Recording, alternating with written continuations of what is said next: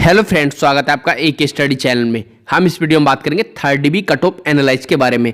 Unreserved OBC, SC, ST और EWS में कितनी वैकेंट पोस्ट है आपकी, सेकंड डीबी से भी अच्छी अपॉर्चुनिटी है या नहीं है, इसके बारे में आपको पता चल जाएगा। देखो, इस टाइम जो सबसे ज़्यादा वेट कर रहे हैं स्टूडेंट, वो सेकंड डीबी और थर्ड डीबी का ही वेट कर रहे हैं। और थर्ड डीबी आपकी कब तक आ सकती है, ये जानकारी भी देने का प्रयास करूंगा इस वीडियो में। ऑफिशियल आरटीआई रिप्लाई के अकॉर्डिंग बताऊंगा मैं इस वीडियो में कि आपकी कितनी वैकेंट पोस्ट हैं और कितनों पर आपकी सेकंड डीबी आई थी, उसके बारे में बात करेंगे। अगर आपने चैनल को सब्सक्राइब नहीं किया तो कर लेना, और जो साइड में बेल आइकन लगा इसे भी ऑन कर लेना, ताकि मैं आपके लिए इंपॉर्टेंट जानकारी लाता रहूं। और जो भी स्टूडेंट टेलीग्राम चैनल से नहीं जुड़े तो टेलीग्राम चैनल से जरूर जुड़ना, क्योंकि उसमें आप ही का फायदा है, क्योंकि मैं जितनी भी पीडीएफ होती है मैं टेलीग्राम चैनल पर अपलोड करा देता हूं। तो चलिए बिना किसी देरी के वीडियो को शुरू करते हैं। आपको जैसे पता है, वेस्टर्न रेलवे मुंबई जोन की तरफ से आपका पार्ट पैनल 4 भी जारी हो गया है। उससे पहले आपकी थर्ड डीबी आई थी। थर्ड डीबी वो नाम की थर्ड डीबी थी, क्योंकि वो आपकी एग्जैक्टली सेकंड डीबी ही थी। अभी तक आपकी third dB western railway Mumbai zone की तरफ से नहीं आई है।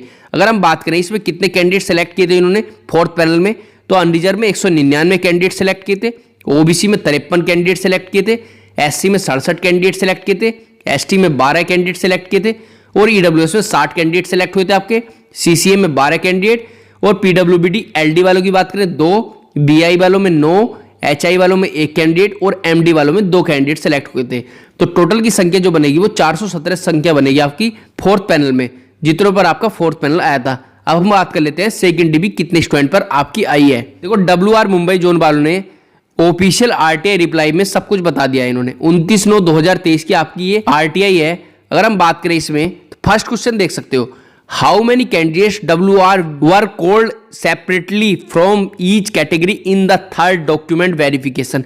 कहने का मतलब ये है कि जो आपकी थर्ड डीबी आई है वो कितने कैंडिडेट पर आई है, इनके अकॉर्डिंग, ऑफिशियल आरटीआई के अकॉर्डिंग 644 कैंडिडेट पर आपकी थर्ड डीबी आई है, जिसमें से अनरिजर्व के 216 कैंडिडेट सेलेक्ट किए हैं इन्होंने, एससी के 119 कैंडिडेट सेलेक्ट किए हैं, एसटी के 68 कैंडिडेट सेलेक्ट किए हैं, ओबीसी के 197 कैंडिडेट सेलेक्ट किए हैं, और ईडब्ल्यूएस के आपके 44 कैंडिडेट सेलेक्ट किए हैं।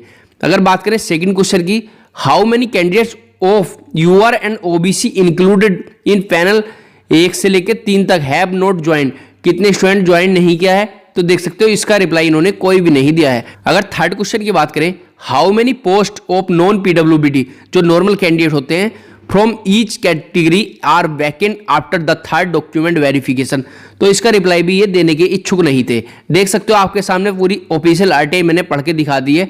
अब हम बात कर लेते हैं कि थर्ड डीबी के लिए स्पेशली वैकेंट पोस्ट कितनी है आपकी। अगर हम बात करें, देखो, डब्ल्यूआर मुंबई जोन की बहुत से स्टूडेंट का क्या होता है, नोटिफाइड जो वैकेंसी होती है जो शुरू में जारी की जाती है, उसके अकॉर्डिंग वे मान के चलते हैं कि first panel, second panel, third panel, fourth panel को घटाते हैं, क्योंकि बहुत से स्टूडेंट की क्वेरी आती है कि सर ऐसा ही होगा। मैं बता दूं आपको, जो ये वैकेंसी है ना, ये नाम मात्र की वैकेंसी बच गई है जो नोटिफिकेशन में वैकेंसी देते हैं।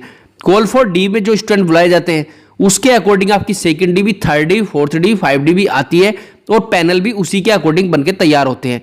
अगर बात करें कॉल फॉर डी में 10,500 स्टूडेंट सेलेक्ट किए थे इन्होंने, ऑफिशियल आरटीआई भी आई थी इसके अकॉर्डिंग, तो 10,500 स्टूडेंट ही बताए थे इन्होंने। फर्स्ट पैनल आया था आपका 3803 कैंडिडेट का, सेकंड पैनल 4507 कैंडिडेट का आया था आपका, थर्ड पैनल 553 कैंडिडेट का ही आया था। फोर्थ पैनल की बात करें 417 कैंडिडेट का जो अभी आया, ज्यादा दिन नहीं हुए। फोर्थ पैनल की स्पेशली बात यह है, ये सेकंड डीबी के बाद आपका फोर्थ पैनल आया है। तो टोटल स्टूडेंट कितने सेलेक्ट हो गए आपके डब्ल्यूआर मुंबई जोन में, 9280 कैंडिडेट इन्होंने सेलेक्ट कर लिए हैं डब्ल्यूआर मुंबई जोन में। देखो, सेकंड डीबी आपकी 643 कैंडिडेट पर आई थी, लेकिन इन्होंने ऑफिशियल आरटीआई में 644 कैंडिडेट ही बताए हैं। एक स्टूडेंट इसमें से माइनस कर लो, ऊपर नीचे 1-2 स्टूडेंट हो जाते हैं। वैकेंसी की बात करूं, 10,500 में से अगर आप 9,280 को घटाओगे तो 1220 के समथिंग आपकी वैकेंसी बच रही है, अगर चारों पैनल को आप इसमें से घटा लोगे। अगर आप सेकंड डीबी को इसमें से घटाओगे तो 577 सीटें आपकी बच रही हैं। देखो, मैं आपको बता दूं, बहुत से स्टूडेंट थर्ड डीबी का वेट कर रहे हैं कि सर थर्ड डीबी नहीं आई है। कुछ जोन की तो अभी तक देखो सेकंड डीबी ही नहीं आई है। आपके जोन की एक तो अच्छी बात है कि आपकी सेकंड डीबी तो देखने को मिल गई, और काफी बड़ी संख्या में सेकंड डीबी आई थी, 643। ज्यादातर स्टूडेंट का इसमें सिलेक्शन हो गया था। अब कुछ स्टूडेंट रह रहे हैं जो पॉइंटों में रह रहे हैं। मैं आपको बता दूं, आपका थर्ड डीबी जब आएगी ना, आपका 110% सिलेक्शन हो जाएगा, और थर्ड डीबी आपकी इसी साल आनी है। लेकिन वो आरआरसी के ऊपर बात है कि ये कब दे। अब आरआरसी वाले जैसे चेन्नई जोन वाले, ईस्टर्न रेलवे कलकत्ता जोन वाले और हुबली जोन वाले अपने आप ही टाल रहे हैं सेकंड डीबी। तो इसलिए मैं बता रहा हूँ WR मुंबई जोन के जितने भी स्टूडेंट हैं, देखो इन्फॉर्मेशन तो एग्जैक्ट मिल जाएगी, मैं बता भी दूंगा, लेकिन उस इन्फॉर्मेशन के अकॉर्डिंग अगर नहीं आई किसी वजह से तो आप सोचोगे कि सर आपने तो ये बोला था, उसके अकॉर्डिंग नहीं आई। मैं डेट भी आपको बता सकता हूं, लेकिन बहुत से स्टूडेंट कमेंट करते हैं कि सर डेट बता दीजिए कब आई कब नहीं। मैं बता दूं आपको, अगर मैंने डेट बता दी तो अगर उसके अकॉर्डिंग नहीं आई तो फिर आप मुझे क्या होगा कि आपने तो ये बोला था। जब हमारी बात होती है ना कॉल रिकॉर्डिंग में, तो वो मेन हेड से नहीं होती है, वे क्लर्क ही होते हैं। एक तरीके से मैं आपको बता दूं, आप ये मत सोचना कि कोई भी कॉल रिकॉर्डिंग आपको दे रहा है ना, उन्हें खुद बहुत कम इंफॉर्मेशन होती है। जो भी सेकंड डीबी थर्ड डीबी की बात करते हैं, जो कॉल रिकॉर्डिंग आप सुनते हो, उन्हें खुद बहुत कम इंफॉर्मेशन होती है कि हाँ हम जब निकालेंगे सेकंड डीबी, थर्ड डीबी जब निकलेगी, उन्हें खुद इंफॉर्मेशन नहीं होती है इतनी। लेकिन देखो आपकी थर्ड डीबी नवंबर तक आने के पूरे चांस है कि नवंबर तक आपकी थर्ड डीबी आ जाए। और कोई भी student new vacancy relative update चाहते हैं तो वो भी कमेंट कर देना कि sir new vacancy relative update दीजिए। और देखो ट्विटर कैंपेन से रिलेटिव भी मैं आपको अपडेट ला दूंगा कि ट्विटर कैंपेन आपका कब है। देखो मैं आपको बता दूं, फिजिकल प्रोटेस्ट जो भी होगा उसके चक्कर में बहुत ही कम पढ़ना स्टूडेंट, अपनी जिंदगी से मत खेलना, क्योंकि आपको सरकारी नौकरी चाहिए। फिजिकल प्रोटेस्ट में ऐसा होता है बहुत से स्टूडेंट के खिलाफ FIR भी हो जाती है और जिंदगी खराब हो गई बहुत से स्टूडेंट की फिजिकल प्रोटेस्ट में। इसलिए ट्विटर कैंपेन सबसे बेस्ट है। वैसे मैं आपको बता दूं, ना तो ट्विटर कैंपेन का कोई असर पड़ता है सरकार के ऊपर, ना ही फिजिकल प्रोटेस्ट का कोई असर पड़ता है। कभी भी आज तक ना तो ट्विटर कैंपेन के अकॉर्डिंग वैकेंसी आई और ना ही फिजिकल प्रोटेस्ट के अकॉर्डिंग वैकेंसी आई। वैकेंसी आएंगी तो सरकार चुनाव के मुद्दे के अनुसार ही दे सकती है कि चुनाव का मुद्दा जब जब गर्म होता है, जब जब वैकेंसी आती है।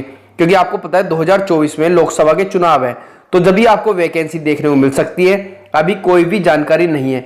नवंबर में सुन रहे हैं कि नवंबर में वैकेंसी आएंगी 1,56,000 के समथिंग।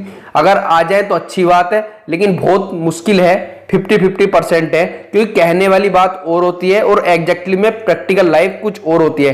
प्रैक्टिकल में और वैसे कहने में बहुत अंतर होता है। इसका उदाहरण मैं आपको सबसे अच्छा बताऊं। देखो स्टूडेंट ने वेटिंग लिस्ट से रिलेटिव कितना ट्विटर कैंपेन किया और फिजिकल प्रोटेस्ट पे भी स्टूडेंट उतर गए थे, धरना प्रदर्शन भी किया कि वेटिंग लिस्ट आ जाए रेलवे में इस बार। लेकिन रेलवे ने साफ साफ कह दी थी कि हमने 2018 में वेटिंग दी थी, लेकिन हम 2019 की वैकेंसी में वेटिंग नहीं देंगे। मैं आपको बता दूं, इसका कुछ भी असर नहीं पड़ा। क्या न्यू वैकेंसी से ज्यादा ट्विटर कैंपेन वेटिंग लिस्ट का नहीं हुआ? सबसे ज्यादा वेटिंग लिस्ट का ही ट्विटर कैंपेन हुआ, लेकिन कुछ भी असर नहीं पड़ा। सरकार के कानों पर जू नहीं रहेंगे। इसलिए मैं बता रहा हूं, जब इन्हें चुनाव का मुद्दा दिखेगा, जब चुनाव का मुद्दा गर्म होता हुआ दिखेगा कि हाँ चुनाव का मुद्दा गर्म है और चुनाव होने वाले हैं, जब नोटिफिकेशन दे देंगे ये न्यू वैकेंसी का। देखो मेरा काम आपको डिमोटिवेट करना नहीं है, मेरा काम आपको मोटिवेट करना है। लेकिन मैं आपसे झूठ नहीं बोल सकता, चैनल से जुड़े हो तो, और ये फैमिली है आपकी, इसलिए मैं आपको झूठ नहीं बता सकता क्या इसका असर पड़ेगा, इसका ऐसा हो जाएगा वैसा हो जाएगा, कुछ नहीं हो सकता। जब सरकार को देनी होगी न्यू वैकेंसी, सरकार जब ही देगी। और ट्विटर कैंपेन का, फिजिकल प्रोटेस्ट का बस इतना असर होता है कि सरकार को जगाने का काम करते हैं। अगर चैनल को सब्सक्राइब नहीं किया तो कर लेना। धन्यवाद।